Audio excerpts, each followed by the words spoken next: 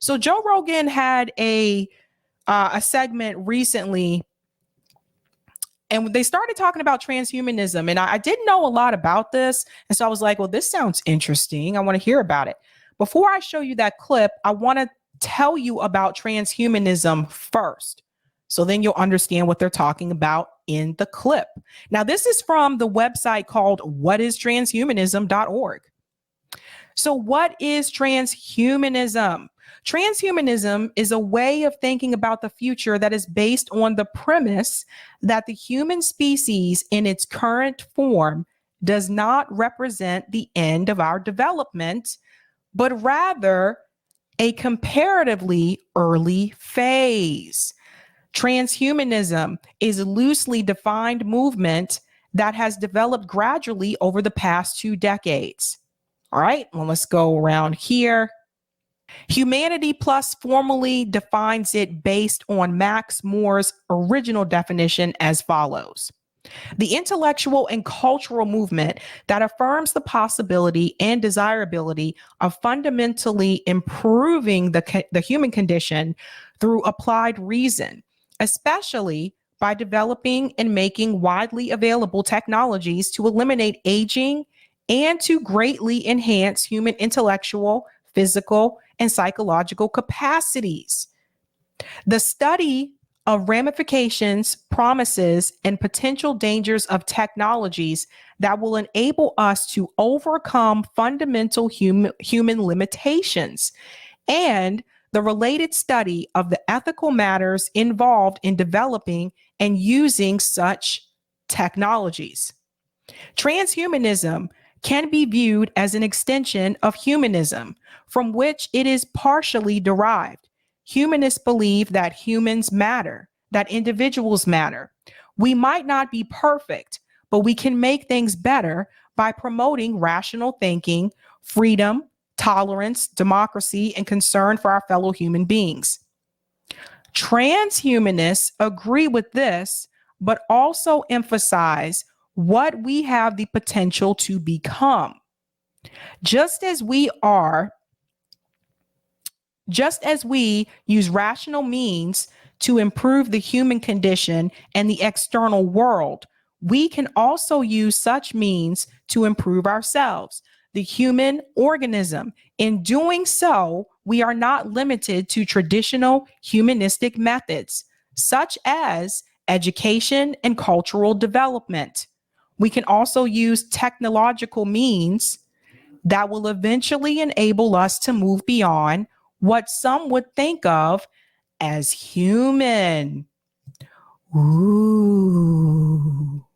Now, let's get into this clip here with Joe Rogan, where they discuss just that. And then if you haven't had a chance to do so, go ahead and click your answer on that poll there. Let's get into it.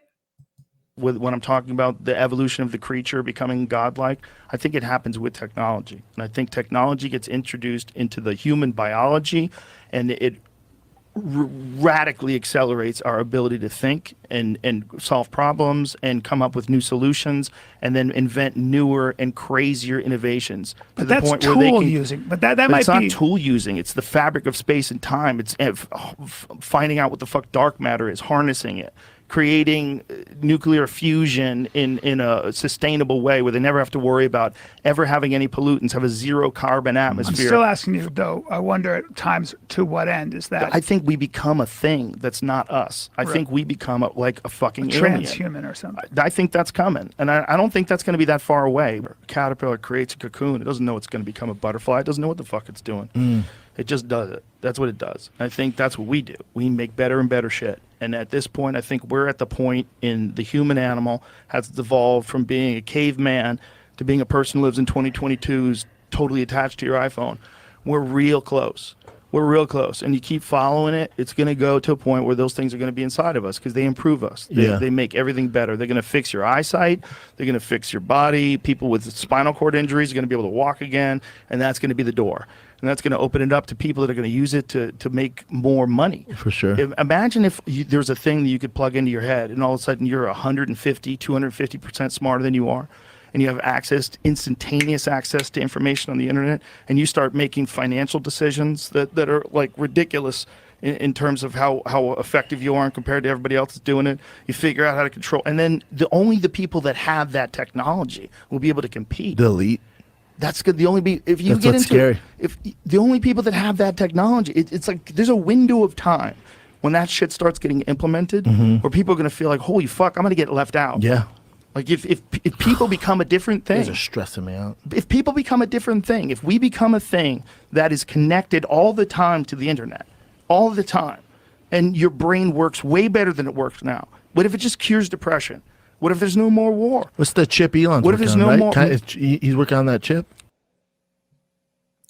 So that's a clip from that segment, and it's really interesting. I think there's some things said there that we definitely need to dive into, right? Like in reference to intelligence. So one of the things they mentioned on the website was education, like and make it to the point where you know all, you see all, where you don't have to necessarily try hard or try harder to be great at education. What if there was technology created later on that When I'm made talking it about so the that evolution of the creature Hey, Joe, I don't know how that happened. He started talking on his own again. Sorry. That made it so that you didn't have to study for a test. You just know it. If you had the technology, you just know it.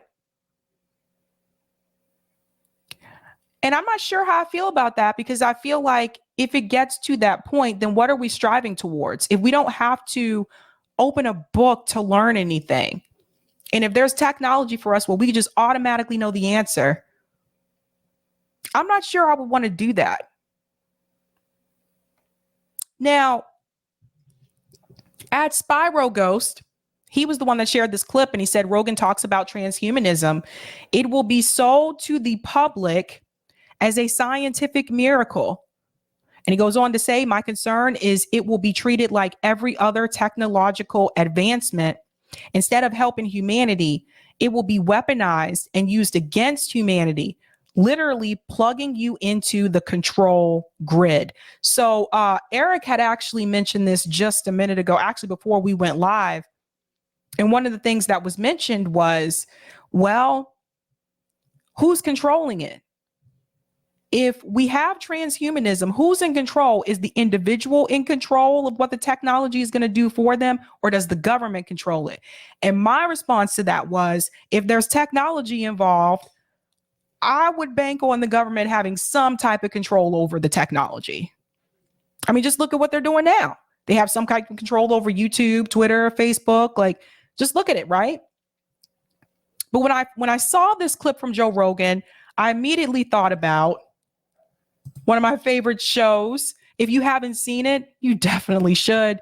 Actually, we did a segment about this. And that's a show called Black Mirror.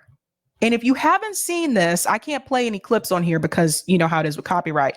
If you have not seen Black Mirror, it's on Netflix. Definitely check it out.